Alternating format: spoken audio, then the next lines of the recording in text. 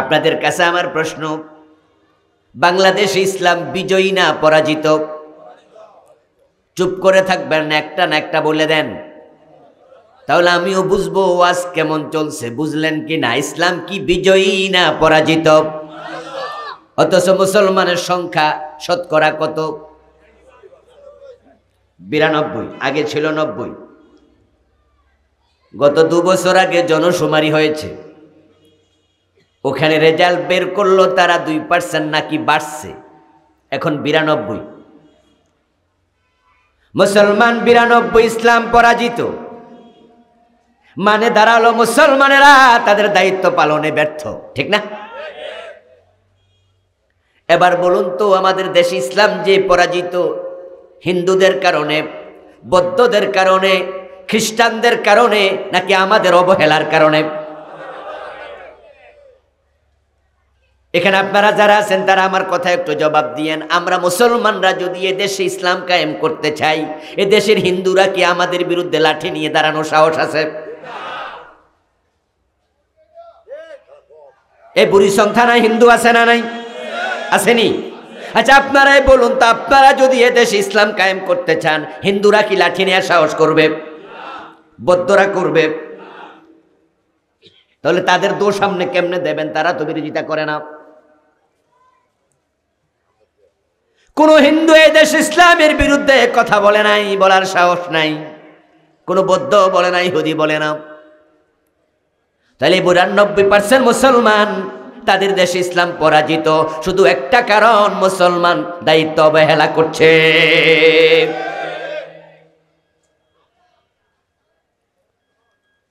অথচ রাসূলুল্লাহ সাল্লাল্লাহু আলাইহি ওয়াসাল্লাম বলছেন, আল ইসলামু ইয়ালু ওয়া লা ইউলা। ইসলাম বিজয়ী হতে এসেছে, ইসলাম পরাজিত হতে আসে নাই। ইসলাম এমন একটা ধর্ম যেটা কখনো পরাজয় স্বীকার করে না। যেই যুগে ইসলাম এসেছিল, সব নবী ইসলামকে বিজয় করেছে। আল্লাহ তাআলা দাউদ আলাইহিস সালাম, হযরত সুলাইমান আলাইহিস সালাম, জুলকারনাইন, নবী মুহাম্মদ সাল্লাল্লাহু আলাইহি ওয়াসাল্লাম, রাসূলুল্লাহর পর আবু বকর, ওমর, ওসমান, আলী। তাকায়া দেখেন, মুসলমান যেখানে ছিল সেখানে বিজয় তাদের পায়ে চুমো দিয়েছে। আল্লাহ তাআলা দ্বীনের সাথে যারাই টক্কর লাগাইছে, দুশ্মনী করছে, আল্লাহ তাদেরকে লাঞ্ছিত করেছেন। ফেরাউনরে পানিতে ডুবাইছে, নমরুদরে জুতার বাড়ি খাওয়াইয়া মারছে। ইসলামের সামনে দাঁড়ায়া কেউ বিজয়ী হতে পারে নাই। আপনি ইসলামের ইতিহাস দেখুন, 1000 বছর ইতিহাস, 2000, 5000 বছর দেখুন। নূহ আলাইহিস সালামের সময় যারা নবী নূহের গায়ে হাত দিয়েছিল, উনাকে নির্যাতন করেছিল, উনাকে ঠেকানোর জন্য টক্কর লাগাইছে, আল্লাহ তাআলা সবগুলাকে প্লাবন দিয়া পানিতে চুবাইয়া মারছে। নূহের যুগের প্লাবনের কথা আল্লাহর কোরআনে আছে না নাই? আল্লাহ নিজে বলছিল, ফারাত্তান্নুর, এমন প্লাবন এসেছিল, আকাশ থেকে পানি অঝরে বর্ষিত হলো, এবং রান্না করার জন্য মহিলারা যে চুলা বানাইছে, ওই চুলার ছিদ্র দিয়েও পানি বের হয়েছে। পাহাড় পর্বত ডুবে গেছে, শুধু নবী নূহ আলাইহিস সালামের সঙ্গীরা ছাড়া বাকি সবাই ডুবে মরে গেছে। হযরত নূহ আলাইহিস সালাম বিজয়ী হয়েছিলেন, জালেমরা হয়েছে পরাজিত। ইব্রাহিম আলাইহিস সালামের সাথে নমরুদ টক্কর লাগাইয়া দিল, এবং টক্কর লাগানোর এক পর্যায়ে গিয়া সে এতটা অহংকারী হলো, নিজেকে ইব্রাহিম আলাইহিস সালামের সামনে খোদা দাবি করে বসেছে। কোরআনে আল্লাহ বলেছেন, আলাম তারা ইলাল্লাযী হাজ্জা ইব্রাহিম ফি রাব্বিহি আন আতাহুল্লাহুল মুলক। ও নবীজি মুহাম্মদ সাল্লাল্লাহু আলাইহি ওয়াসাল্লাম, আপনি লক্ষ্য করে দেখুন, আমি রাজত্ব দিয়েছি এক ব্যক্তিকে, সে ক্ষমতা পাইয়া ইব্রাহিমের সাথে আল্লাহর রুবুবিয়ত নিয়ে ঝগড়া শুরু করছে, সে নিজেকে এক পর্যায়ে রব দাবি করে বসেছে। ইব্রাহিম আলাইহিস সালাম বললেন, না না, তুমি রব নও। রাব্বিয়াল্লাযী ইহয়ী ওয়া ইউমীত, আমার রব তো তিনি যিনি জীবন মৃত্যুর মালিক। নমরুদ বলতেছে, ঠিক আছে, জীবন মৃত্যু আমার হাতে, এটা আমি তোমাকে দেখাইয়া দিচ্ছি। দুজন কয়েদিকে জেলখানা থেকে বের করে আনলো, ইব্রাহিমের সামনে দাঁড় করালো। ইব্রাহিম আলাইহিস সালামের চোখের সামনে একজনের তলোয়ারে কোপ দিয়া কল্লা কেটে ফেললো, আরেকজনের দিকে ইশারা করে বলল, তুমি বাড়ি চলে যাও, জেলে যাওয়া লাগবে না।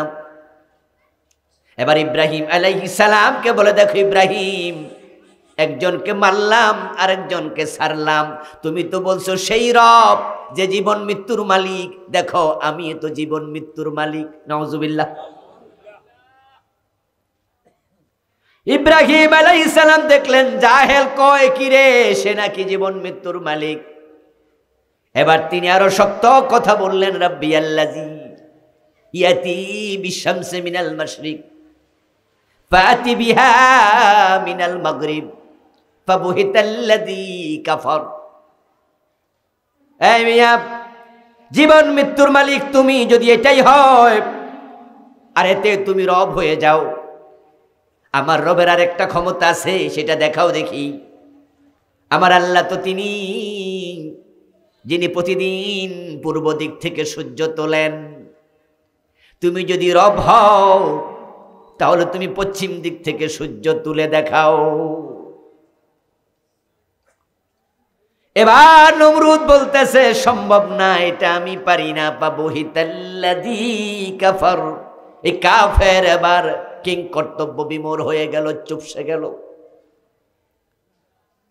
ইব্রাহিমের সাথে টক্কর দিতে দিতে এক পর্যায়ে গিয়া সীমালঙ্ঘন যখন করলো, তখন ইতিহাস আপনাদের জানা আছে, ঠ্যাং ভাঙ্গা মশা নাকের ভিতর দিয়া ঢুকাইয়া দিয়া আমার আল্লাহ জুতার বাড়ি খাওয়াইয়া নমরুদকে পৃথিবী ছাড়া করে দিয়েছে।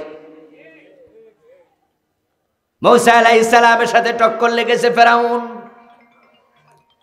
হযরত মূসা আলাইহিস সালামকে আল্লাহ তাআলা সাগরে রাস্তা বানাইয়া পার করলেন, আর ফেরাউনকে পানির মাঝে ডুবাইয়া ছাড়লেন।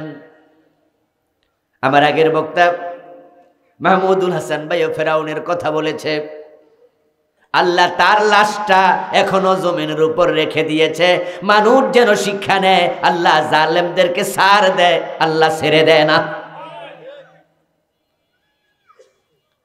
৩১০০ বছরের মতো ফেরাউনের লাশ লোহিত সাগরে ভাসমান ছিল, পচে নাই, গলে নাই, হাঙ্গর তিমি মাছ তাকে খায় নাই। আল্লাহ তার লাশ রেখে দিয়েছেন, তার লাশটা জমিনের উপরে এখনো আছে না নাই? ৮-১০ বছর আগে আমিও গিয়েছিলাম মিশরে। মিশরের কায়রোর জাদুঘরে এখনো ফেরাউনের লাশ শটান শুয়ে আছে, কাছের বাক্সার মাঝে তারা রেখে দিয়েছে। আমিও কাছে দাঁড়ায়া দাঁড়ায়া দেখেছি আর স্মরণ করেছি, আল্লাহ দ্রোহীদেরকে আল্লাহ ছেড়ে দেয় না। বিজয় হয়েছে মূসা, পরাজিত হয়েছে ফেরাউন। বিজয় হয়েছে নূহ, পরাজিত তার জাতি। বিজয় হয়েছে ইব্রাহিম, পরাজিত নমরুদ। বিজয় হয়েছে নবী মুহাম্মদ, পরাজিত আবু জেহেল। ইসলাম বিজয়ী হতে এসেছে, পরাজিত হতে আসে নাই। আমরা বাংলাদেশেও যদি একটু ধাক্কা মারতে পারি, এখানেও দিন বিজয়ী হয়ে যাবে। সময়ের অপেক্ষা, লক্ষণ দেখা দিয়েছে। আমরা আশাবাদী, কারণ আগে ইসলামওয়ালারা বাংলাদেশে কথা বলতে ভয় পেত।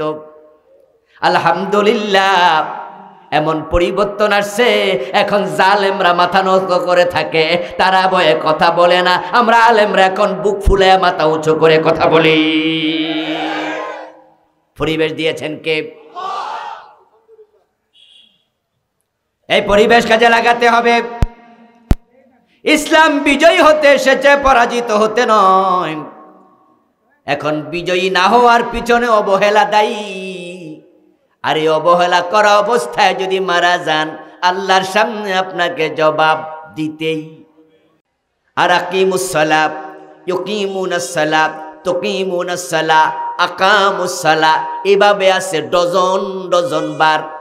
এখন একবার বললে যদি নামাজ পড়া ফরজ হয়, এতবার কায়েমের কথা বলেছে, কায়েম করা নফল না ফরজ? বাংলাদেশে নামাজ কায়েম আছে নাকি? এই ফরজ ইবাদতকে পালন করবে জিনেরা, ফেরেশতারা, জঙ্গলের মাখলুক, হাতি, বাঘ, ভাল্লুক, তো কে? আমরা যারা নামাজ পড়ছি, আমাদের দায়িত্ব হলো নামাজ কায়েম করা। নামাজ কায়েম হবে ঠিক তখন রাসূলুল্লাহ যে উদ্দেশ্যে দুনিয়া এসেছিলেন, ওই উদ্দেশ্যে আমরা মুসলমানেরা জীবনের লক্ষ্য উদ্দেশ্য নিজেরা বানাবো যখন। এই দেশে নামাজ কায়েম না হওয়ার পিছনে এটাই কারণ,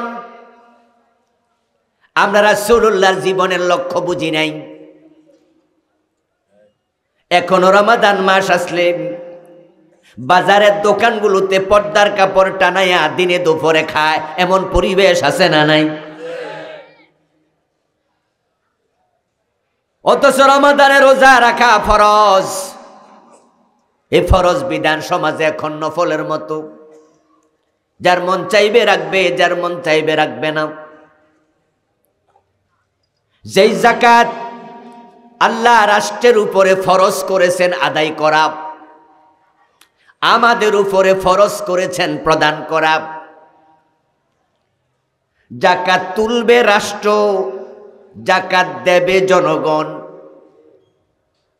আবার বলছি শুনুন, আমরা যেভাবে যাকাত দেই, ফকিরের হাতে এটা সিস্টেম ইসলামে নাই। রাসূলুল্লাহ বলছেন, তুখাযু মিন আগনিয়াইহিম ফাতুরাদ্দু ইলা ফুকারাইহিম। রাষ্ট্র যাকাত ধনীদের থেকে তুলবে, আবার রাষ্ট্র নিজে গরিবের হাতে দেবে। এটা ব্যক্তির কাজ না, কাজটা কার? সূরা হজ আল্লাহ বলছেন, আল্লাযীনা ইম্মাক্কান্নাহুম ফিল আরদ আকামুস সালাত ওয়া আতাউয যাকাত ওয়া আমারু বিল মা'রুফ ওয়া নাহাউ আনিল মুনকার। আমি যখন কোন ভূখণ্ডে মুসলমানদেরকে নেতৃত্ব দেব, তখন মুসলমান রাজা বাদশাহ দায়িত্বশীলের 4টা কাজ। 1 নাম্বার নামাজ কায়েম করা, 2 নাম্বার রাষ্ট্রীয়ভাবে যাকাত আদায়। এই 53 বছর 54 বছরের বাংলাদেশে রাষ্ট্র যাকাত তুলছে কয়দিন? অথচ এটা আল্লাহর অর্ডার, এটা ফরজ। আল্লাযীনা ইম্মাক্কান্নাহুম ফিল আরদি, আল্লাহ কো জমিনে যদি আমি দায়িত্ব দেই, নেতৃত্ব দেই মুসলমানদেরকে, মুসলমানরাই কাজটা করবে। এই 54টা বছর মুসলমানরাই এই বাংলাদেশে নেতৃত্ব দিচ্ছে। আল্লাহর ফরজ আইন যাকাত তারা আদায় করে নাই। এর পিছনেও একটাই কারণ, জমিনে নবী মুহাম্মাদের জীবনের লক্ষ্য বাস্তবায়ন হয় নাই। রাসূলুল্লাহ জীবনের লক্ষ্যটা কি? কোরআনের 3টি সূরাতে আল্লাহ তাআলা বলেছেন।